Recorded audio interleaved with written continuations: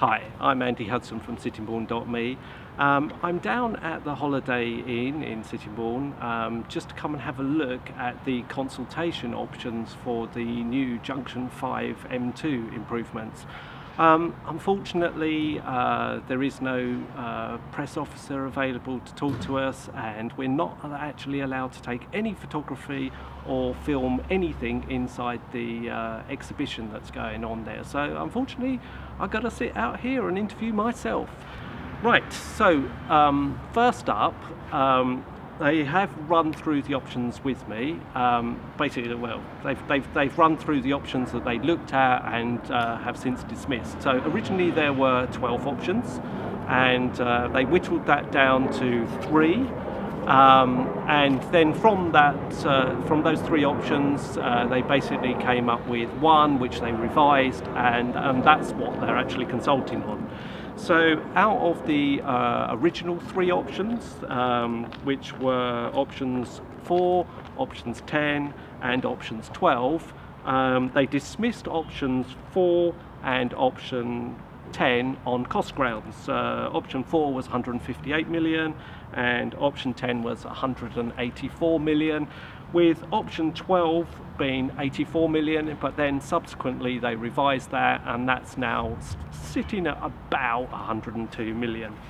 Right, so everyone expected, me included, that they were going to come up with the flyover option as their preferred option, and I think it would have been their preferred option had it been affordable. I think that is the one that came out at 158 million, so it actually wasn't the most expensive of the options, but there we go.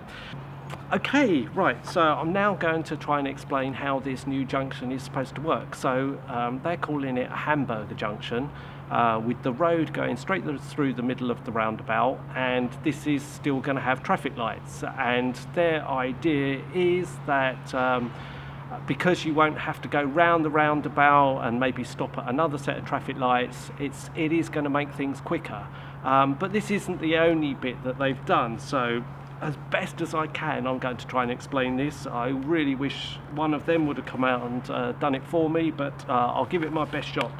So the big changes, if you're coming off coastbound, there will be a new continuous road onto the A249 going to Sittingbourne. So there's no interruption in that direction. If you're going Maidstone or London bound, there will be a continuous road that joins the motorway, again with no traffic lights. So again, that's supposed to speed things up. Now, in order to have done the road that joins the motorway going London bound, they have had to get rid of the existing connection with Maidstone Road. So, you know, for all those that travel by bus or taking some sort of shortcut up the old A249, you will still be able to join the roundabout, but it's going to be a very different approach. So now they've kind of bent the old Maidstone Road back up the hill to where the bridge is on Old Street that goes over the motorway.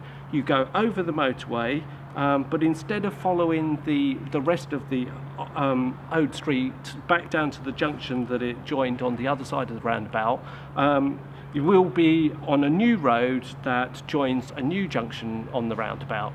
I know that this is terribly difficult to explain, and I am going to put some slides up. The other important point is that Old Street will no longer connect directly with the A249 in its present place, although it still will connect via this new road that comes out onto the roundabout. This is a really surprising option. I think it has confused and certainly upset a few people. I really wasn't expecting this. I would thought they were going to do the the more expensive option, the flyover option, but that's not what they've done. I don't know if we can find a few people to see what they think. I'll see what I can do. On principle, the highways is trying to do something, and they think it's probably right for the area, but the road system I don't think is right.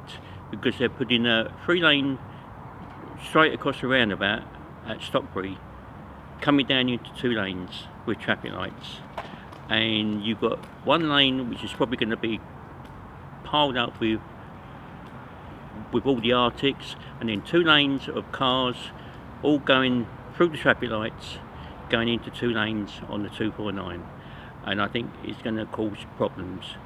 They are not interested in widening the 249.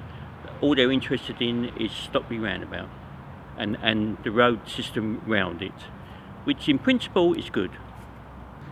Okay, so I've been talking to quite a few people as they've been coming out, and the general consensus seems to be, at least from the very limited survey that I've just done, that most people would have preferred the flyover option, and I think there's a sense of disappointment that they have found a solution to fit a budget rather than finding the right solution.